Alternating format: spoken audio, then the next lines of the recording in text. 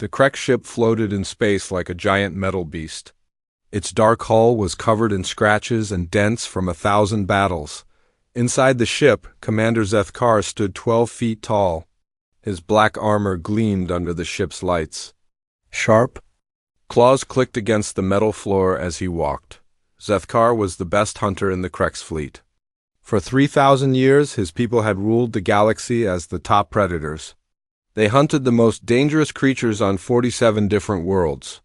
Their trophy rooms were filled with bones and weapons from species that no longer existed. "Commander," called Sub-Commander Vrextel from across the bridge. His voice was deep and rough like grinding stone. "We have new orders from High Command." Zethkar turned his massive head. His yellow eyes glowed in the dim light. "What prey do they want us to hunt this time?" Vrextel held up a data pad. Pictures of small, pink creatures appeared on the screen. They walked on 2 legs and had no natural armor. Their claws were tiny. They looked weak and soft. "They call themselves humans," Vrextel said with a laugh. "They live on a small blue planet near the galaxy's edge. Our scouts say they are new to space travel." Zethkar studied the images. The humans looked nothing like the fierce warriors his people usually hunted. They were small and fragile. Their skin looked easy to cut. They had no fangs or poison glands. "These creatures are barely worth our time," Zethkar growled. "They look like children playing with fire sticks." But something in the data files made him pause. There were reports from pirates who had tried to raid human ships. Many of those pirates never came back. The ones who did return spoke of humans, who fought like they were crazy. They said humans would rather die than give up. "Look at this," Zethkar said, pointing to a video file. The screen showed a human ship being attacked by 3 pirate vessels.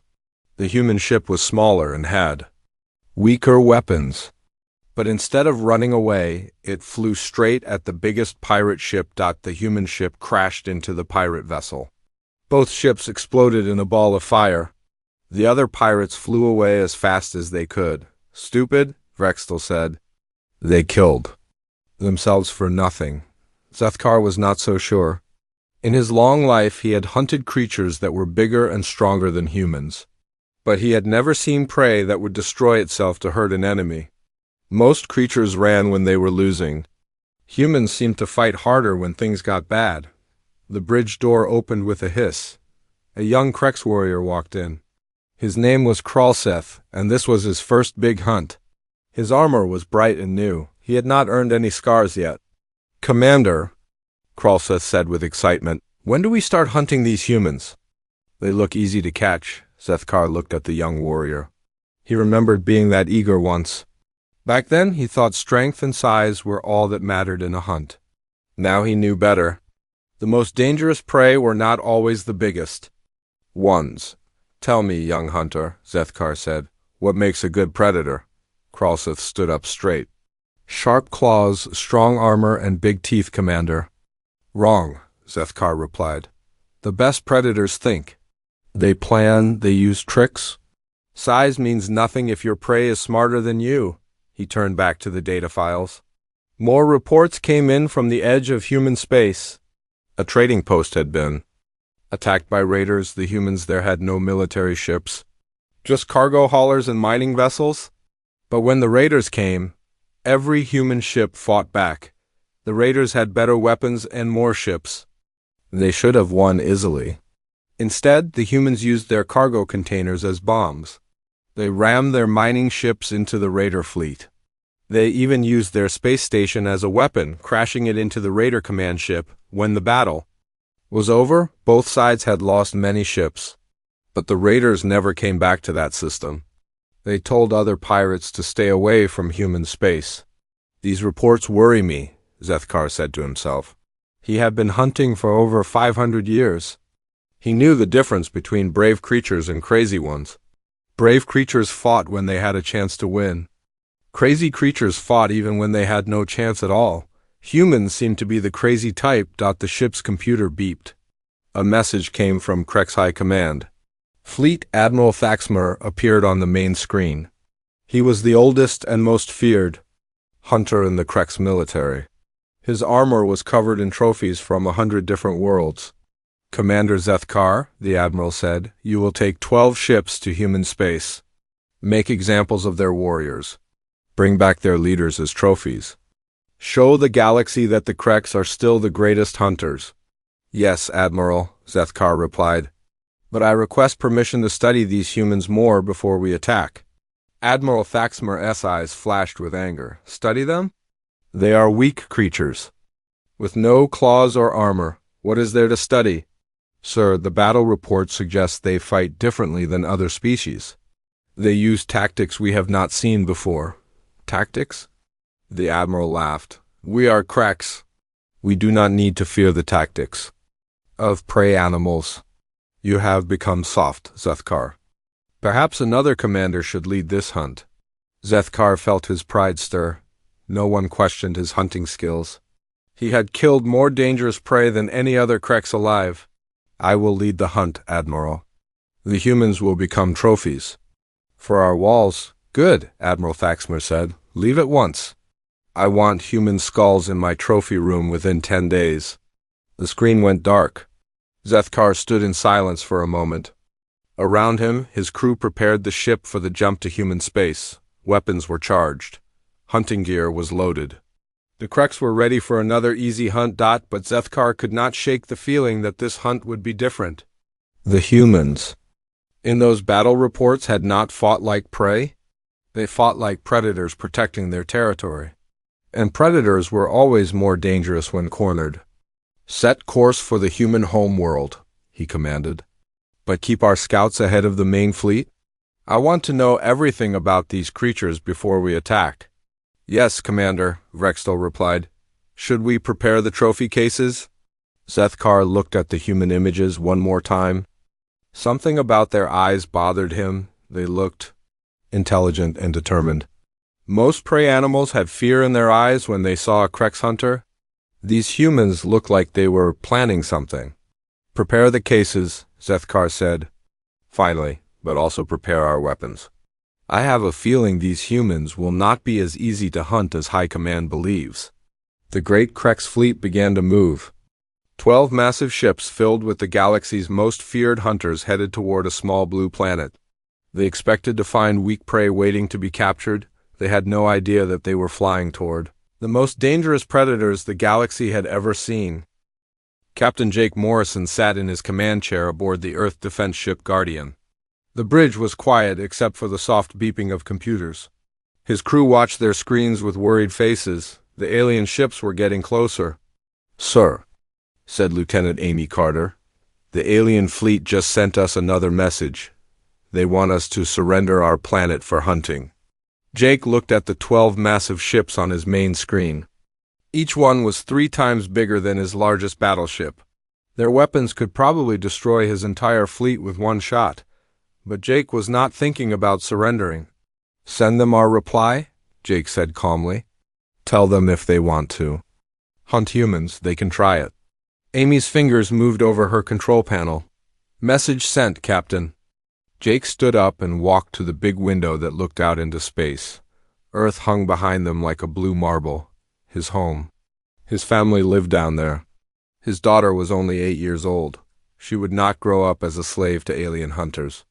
"Captain," called his weapons officer, Lieutenant Ben Parker, "we have orders from Admiral Grant. All ships are to scatter and use hit-and-run tactics.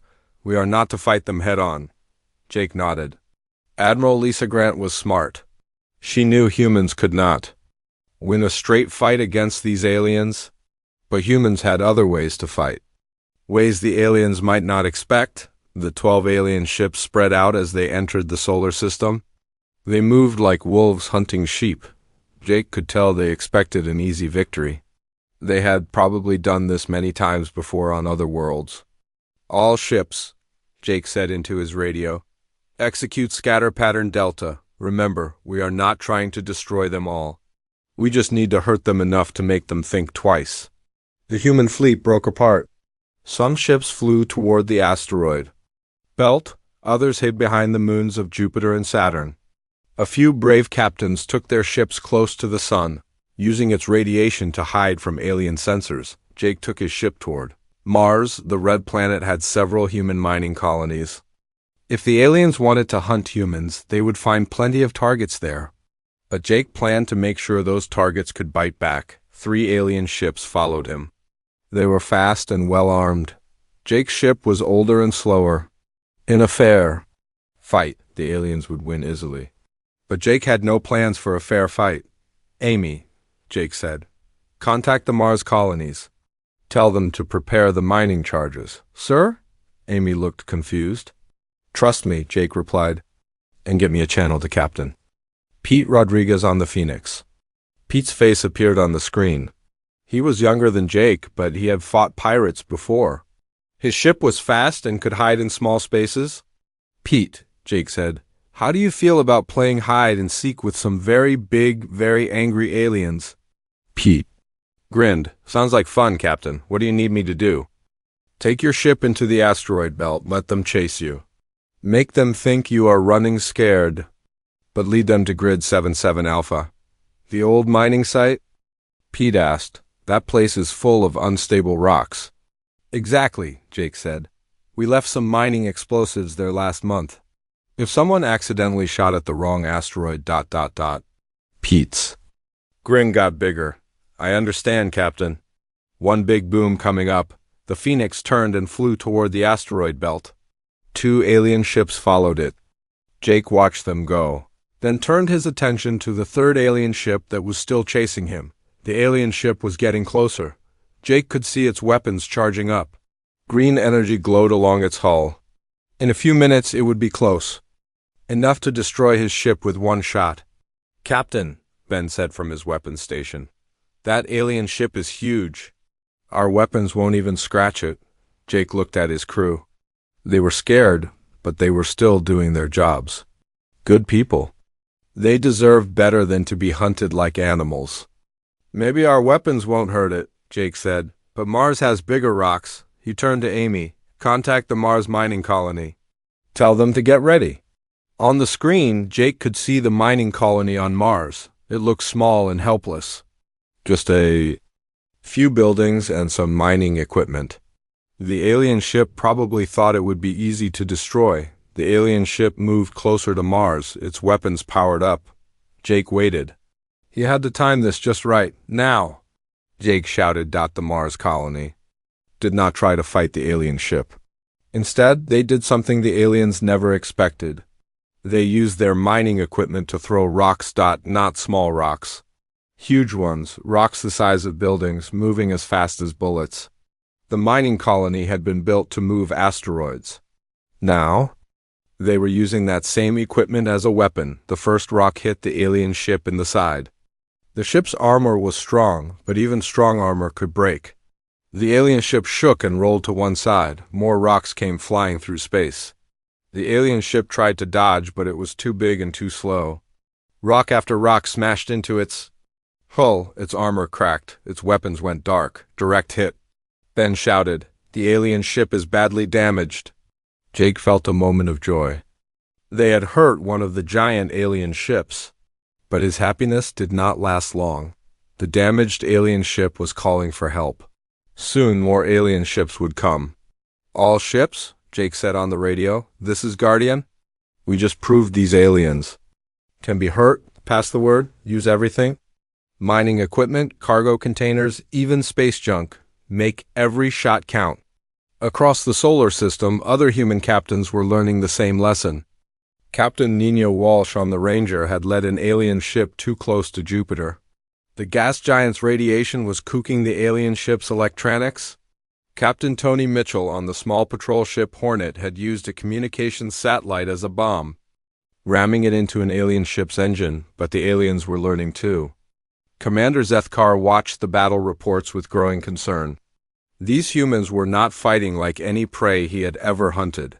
They were using their entire solar system as a weapon. "Sir," Sub-Commander Vrextel reported, "we have lost 2 ships and 3 more are badly damaged. The humans are not fighting like we expected."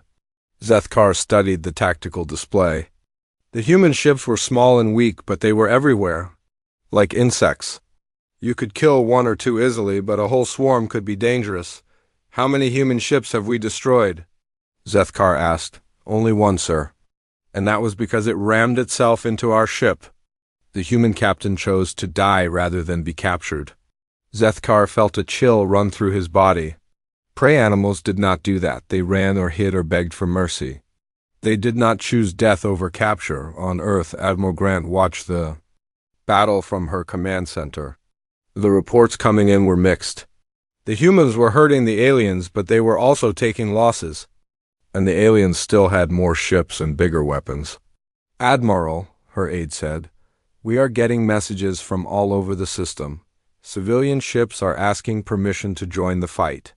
Grant looked at the messages. Cargo haulers wanted to ram alien ships. Mining vessels offered to use their equipment as weapons. Even passenger ships were volunteering to carry supplies to the fighting ships. Permission granted, Grant said. Tell them to be careful, but tell them we need all the help we can get. She thought about her own family. Her son was serving on a ship near Saturn. Her daughter was helping coordinate the civilian volunteers. This was not just a military battle anymore. This was every human in the solar system fighting for their home. Back in the asteroid belt, Captain Pete Rodriguez was putting on a show for the alien ships chasing him.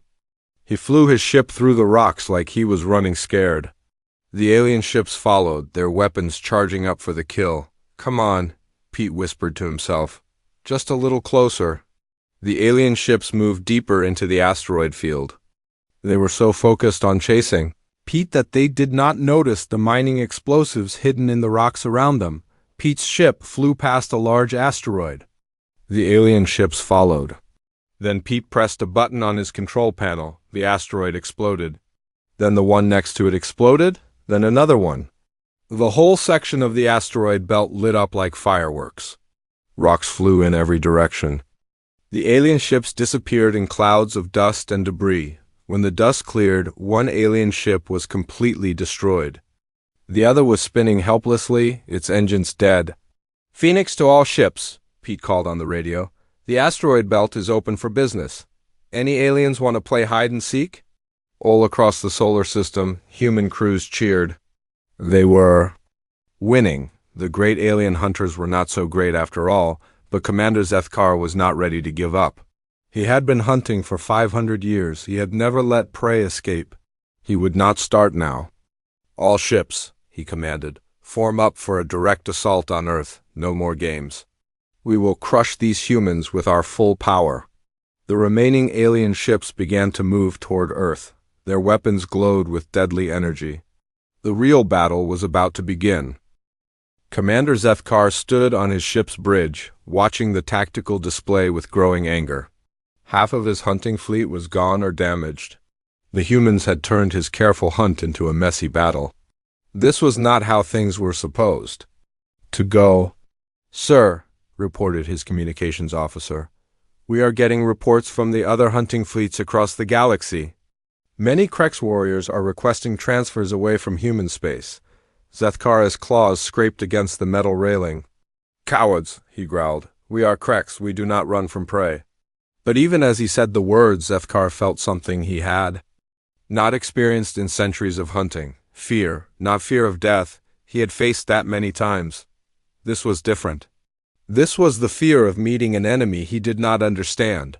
The humans fought in ways that made no sense. When cornered, they became more dangerous, not less. When outnumbered, they fought harder. When facing certain death, they chose to take their enemies with them. Commander, Sub-Commander Vrextel said quietly, perhaps we should request reinforcements before attacking Earth directly. Zethkar turned his yellow eyes toward his second-in-command. Are you questioning my ability to handle simple prey animals? No, sir, Vrextel replied quickly. But these humans are not simple prey. They fight like ... predators. The word hung in the air like poison. Predators. No one had ever called human prey predators before. The Krex were the predators. Everyone else was just food or trophies. A new alarm sounded on the bridge. The sensor officer looked up with worry on his face. Sir, we have 3 human ships approaching from the direction of Jupiter. They appear to be cargo vessels. Zethkar looked at the display. The ships were indeed cargo haulers, slow, clumsy vessels meant for carrying supplies, not fighting battles. "Destroy them," he ordered. "Sir," the weapons officer said, "they are not trying to run. They are flying straight toward us." Zethkar felt that cold fear again. Normal prey would run when they saw his ship. These humans were coming right at him. Either they were incredibly brave or completely insane. With humans, it seemed to be both. The first cargo ship was commanded by Captain Ray Cooper. He had been hauling supplies between Mars and Earth for 15 years. His ship was old and slow, with no real weapons. But Ray had something the aliens did not expect. He had nothing left to lose. The aliens had already destroyed the station where his wife worked. His 2 sons were missing, probably dead. Ray Cooper was now a man with only one goal: make the aliens pay for what they had done. "This is Captain Cooper to any human ships listening," Ray said into his radio. "I am beginning my attack run on the alien command ship. If anyone wants to follow me, now would be a good time." Ray's cargo ship was carrying mining equipment bound for the outer colonies. Heavy machinery, drilling tools, and industrial explosives. Not meant for war, but Ray was about to turn his cargo into the biggest bomb the solar system had ever seen. "Sir," the Krex weapons officer reported the cargo ship is not responding to our warning shots. It is still approaching. Zethkar watched the human ship get closer. Its hull was scarred and old. It had no chance against his mighty warship. What are they trying to do? He got his answer a few seconds later. The cargo ship smashed into his. Ship sighed at full speed, but that was not the worst part. As the ship hit, its cargo bay exploded. Tons of mining explosives went off all at once. The explosion was so bright it could be seen from Earth. Zethkar's ship shook like a toy in the hands of an angry child. Lights went out across the bridge. Alarms screamed from every speaker. "Damage report." Zethkar roared. "Sir," his engineering officer called back, "we have lost our main engines. Hull breaches on 3 decks. Life support is failing in sections 4 through 7. The humans had done something impossible. A single cargo ship had crippled the most powerful hunting vessel in the Krex fleet, and there were still 2 more cargo ships coming. All weapons target those ships," Zethkar commanded. "Do not let them get close." But the second cargo ship was already too close. Captain Linda Hayes had watched Ray Cooper's attack with grim satisfaction. Her ship was carrying fuel cells for the Mars colonies. She knew exactly what would happen when those cells were hit by weapons fire. "This is for my daughter," Linda whispered as the alien weapons struck her ship. The fuel cells exploded in a chain reaction that lit up space like a small sun. The explosion was so powerful it pushed Zethkar's damaged ship further away from Earth and knocked out 2 more alien vessels. The third cargo ship, commanded by Captain Steve Grant, did not even need to explode. The aliens were so busy trying to repair their damaged ships that they never saw him coming. Steve flew his ship straight into an alien engine core. Both ships disappeared in a ball of fire. Across the solar system, human crews watched the battle with amazement. 3 cargo ships had just destroyed or damaged half of the remaining alien fleet. The mighty Krex hunters were starting to look less mighty, but the cost was heavy. 12 brave humans had died in those 3 ships. Admiral Grant felt each loss like a knife to her heart. These were not soldiers.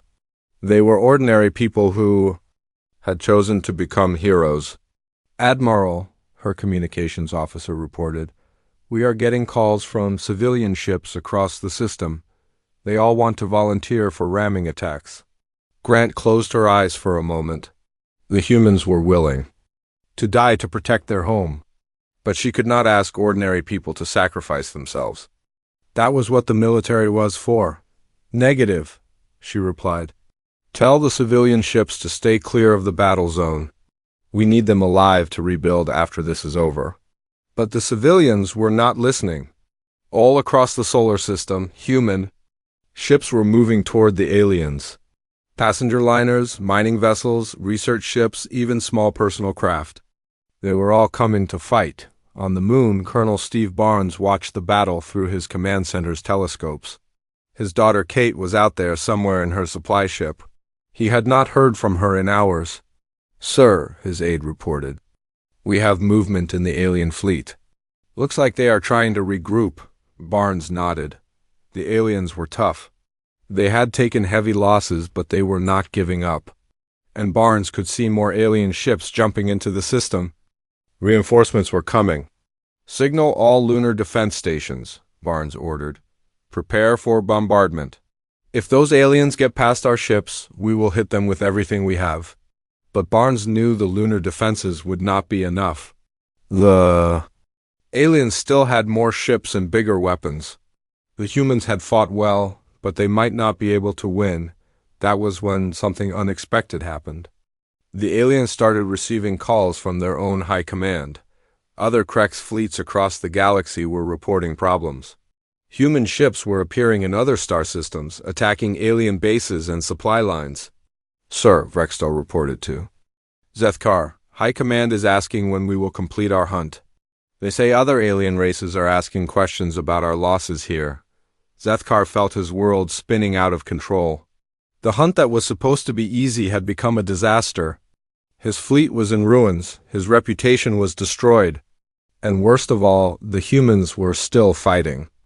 "Sir," the sensor officer called out, "we have more human ships approaching.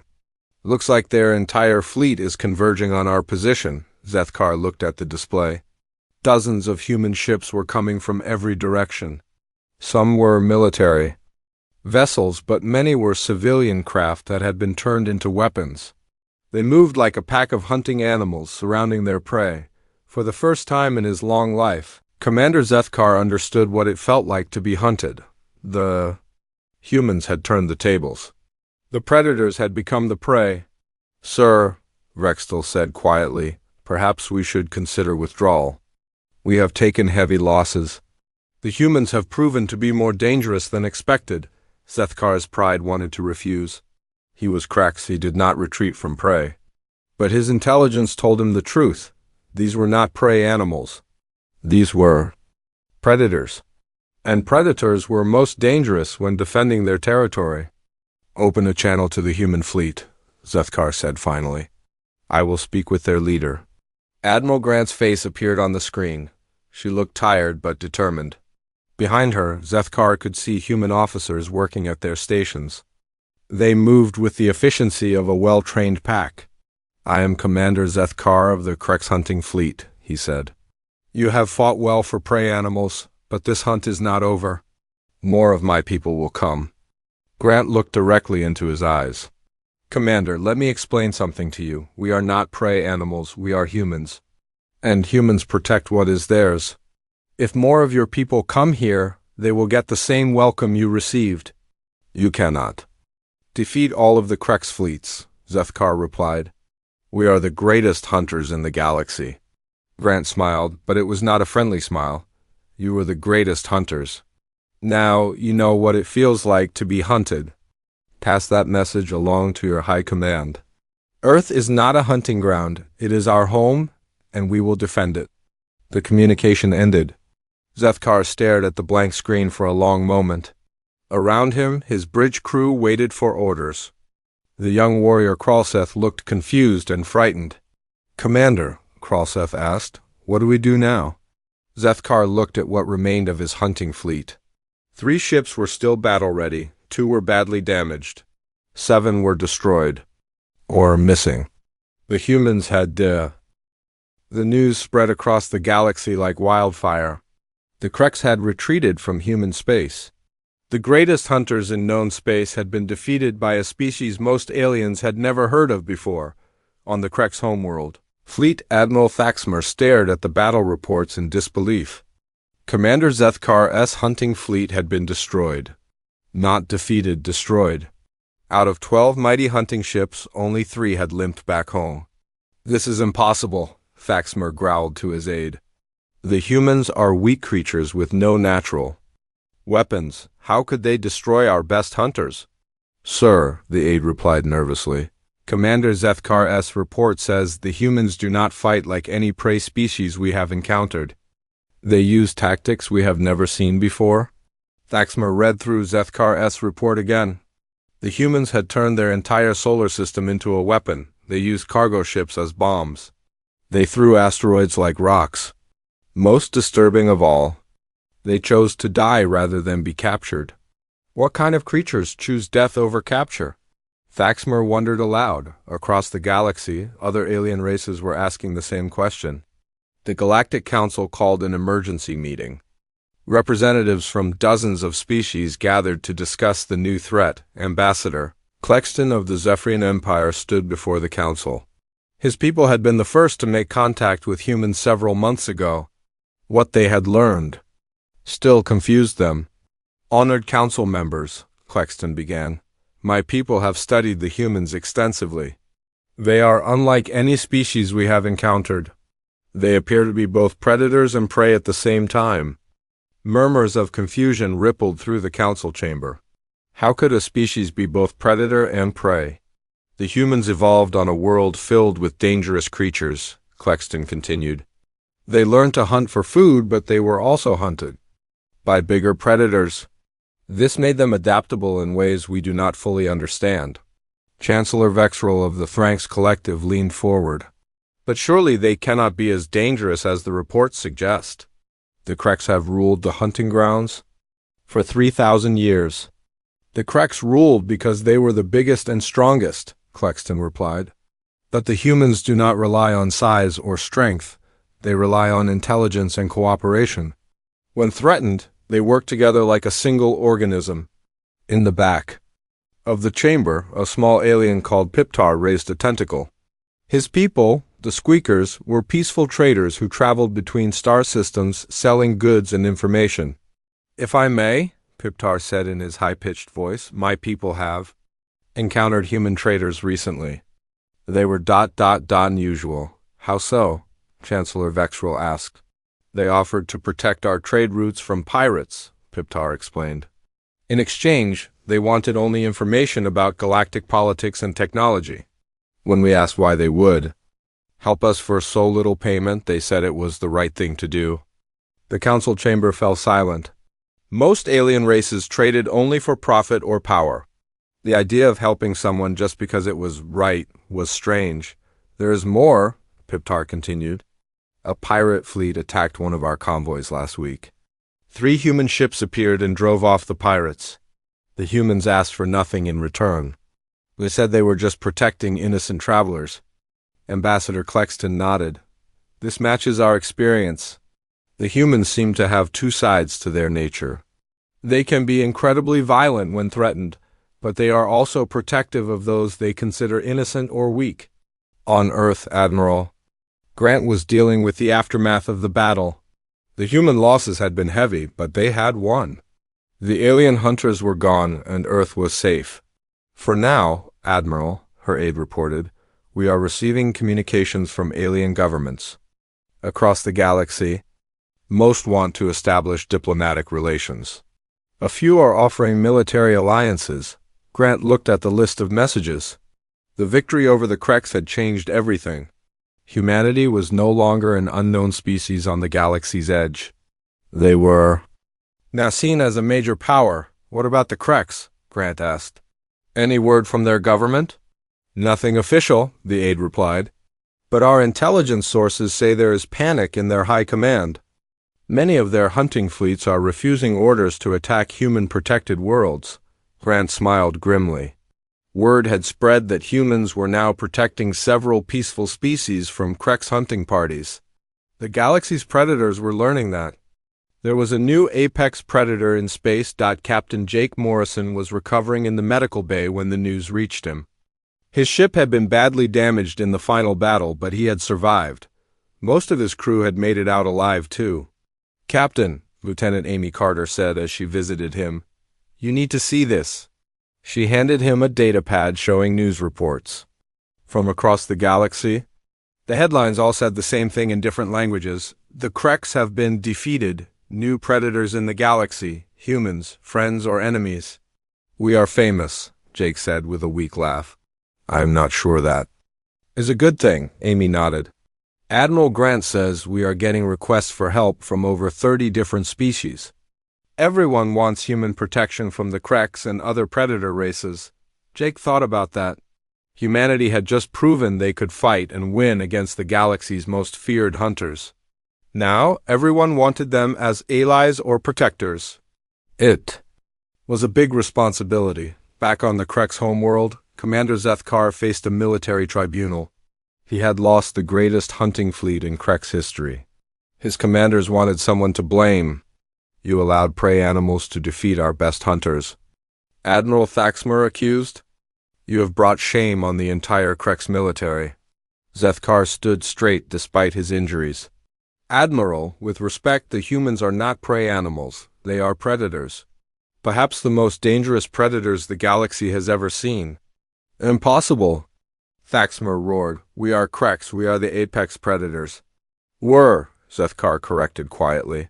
We were the apex predators. The humans have taken that title from us.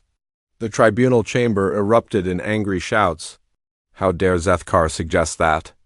Soft-skinned humans could replace the mighty Kreks as the galaxy's top predators? But in the weeks that followed, more reports came in. Human ships were appearing in star systems across the galaxy. They protected weak species from Kreks hunting parties. They fought off pirate attacks and helped establish trade routes, most disturbing. To the Kreks leadership, their own hunters were requesting transfers away from human space. Stories spread through the Kreks military about humans who fought like demons and refused to surrender even when facing certain death. Young Kralseth, one of the few survivors from Zethkar's fleet, spoke to other warriors about his experience. They do not fight like any creature we have hunted before, he told them. When we corner them, they become more dangerous, not less. When we destroy their ships, they use the wreckage as weapons. They turn everything around them into a tool for killing. The fear spread through Krek society like a disease. For 3,000 years, they had been the hunters. Now they were learning what it felt like to be hunted. On the peaceful world of Zelen, the native population watched human ships patrol their skies with wonder. The Zelenians were a gentle species that had been hunted by the Kreks for generations. They had no weapons and no way to defend themselves. Now, human Captain Tony Mitchell and his patrol ship Hornet protected their world. When Kreks hunting parties approached, Tony's ship would appear between them and the planet. Unknown Kreks vessel, Tony would broadcast. You are approaching a world under human protection. Turn around and leave immediately, or we will consider your presence an act of war. Most Kreks ships left without firing a shot. The few that tried to fight quickly learned why the humans had earned their fearsome reputation. Tony's small ship moved like a dancer, using the planet's gravity and magnetic field to avoid enemy fire while striking back with deadly precision. How do they do it? Sub-Commander Vrextal asked after another failed hunting mission. Their ships are smaller and weaker than ours, but they fight like they are invincible. Zethkar, who had been demoted but not dismissed from service, had an answer. They fight like they have nothing to lose and everything to protect. That makes them more dangerous than any weapon. The Galactic Council was struggling to understand what humans wanted. Every other species in the galaxy wanted something: territory, resources, power, or slaves. But the humans seemed different. Ambassador Sarah Kim represented Earth at the council meetings. She was a small woman with gray hair and kind eyes. She did not look like a representative of the galaxy's most feared warriors. Honored representatives, Sarah said during one session. Humanity wants only peace and cooperation. We will defend ourselves and our allies when attacked, but we have no desire to conquer or rule other species. Chancellor Vexrel looked skeptical. Every powerful species says this at first. But power corrupts. How do we know humans will not become conquerors like the Kreks? Sarah smiled sadly. Because we know what it is like to be hunted. On our homeworld, we were both predators and prey. We learned that the strong must protect the weak or everyone suffers. The council members whispered among themselves. This was a new concept for most of them.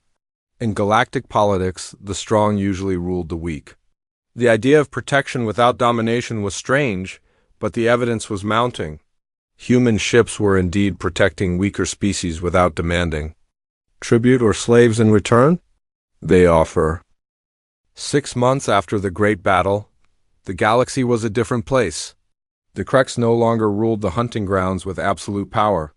Human ships patrolled star systems that had been terrorized for centuries. Weak species could travel safely. For the first time in generations. But change was never easy. And not everyone was happy with the new order. Admiral Thaxmer stood before the assembled Kreks High Command, his scarred face twisted with rage. "The humans have destroyed everything we built," he snarled. "Our hunting fleets are laughed at across the galaxy. Our warriors are afraid to leave port. We must act before we lose everything." The war room was filled with the most powerful Kreks leaders. These were the beings who had ruled through fear and strength for 3,000 years. Now they felt that power slipping away. "What do you propose?" asked War Master Grixtal, his massive claws drumming against the metal table. "We gather every ship we have," Thaxmer replied. "Every hunter, every warrior, every vessel capable of flight. We attack Earth with such force that nothing can survive. We end the human threat once and for all." Around the table, heads nodded in agreement. The Kreks way was simple. When faced with a strong enemy, bring overwhelming force. They would not make the mistake of underestimating humans again, but, in the back of the room, Commander Zethkar listened with growing dread. He had fought the humans. He had seen what they could do when cornered. Bringing more ships would not change the fundamental problem. Humans did not fight like any prey species the Kreks had ever encountered. On Earth, Admiral Grant was dealing with problems of her own. Success had brought new challenges. Every day brought requests for help from dozens of alien worlds.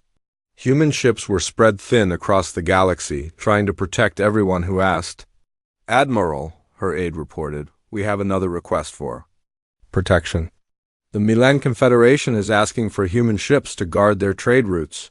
Grant looked at the star map on her wall. Human ships were marked with blue dots across hundreds of star systems. Earth's small fleet was trying to police half the galaxy. "We cannot be everywhere at once," Grant said with frustration. "We need allies, not just people we protect." That was when Captain Jake Morrison entered her office. His arm was still in a sling from the battle injuries, but he was back on duty. "Admiral, I may have a solution to that problem." Grant looked up hopefully. "I am listening, Captain." "What if we do not try to protect everyone ourselves?" Jake asked. "What if we teach other species to protect themselves?" Grant thought about that idea. Instead of spreading human ships across the galaxy, they could train other species to defend their own worlds. It would take time, but it might work better than trying to be everywhere at once. "Start small," Grant decided. "Pick a few willing species and see if we can train them. If it works, we can expand the program." Meanwhile, on the peaceful world of Zelen, Captain Tony Mitchell was learning something interesting about his alien friends. The Zelenians might be gentle, but they were also very smart. When Tony started teaching them basic defense tactics, they learned quickly. "Captain Mitchell," said Elder Valtar, the leader of the Zelonian Council, "we want to help other worlds that are suffering like we did. Can you teach us to build ships like yours?" Tony was surprised. Most species wanted protection but were not willing to risk themselves for others. The Zelonians were different. They wanted to become protectors themselves. "It will not be easy," Tony warned.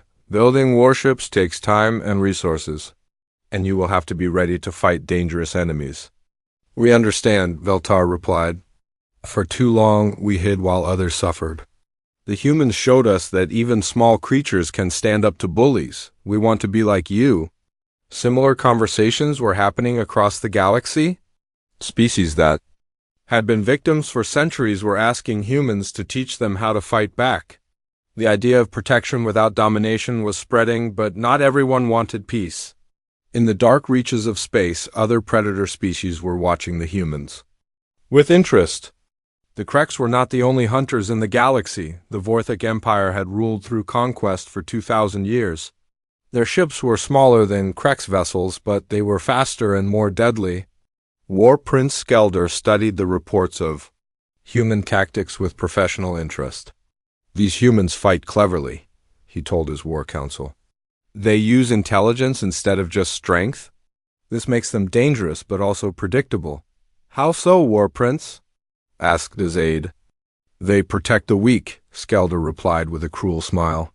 That means they will always come when innocent creatures are threatened. We can use their compassion against them. The Vorthak began planning attacks on human-protected worlds. Not to conquer them, but to draw human ships into traps.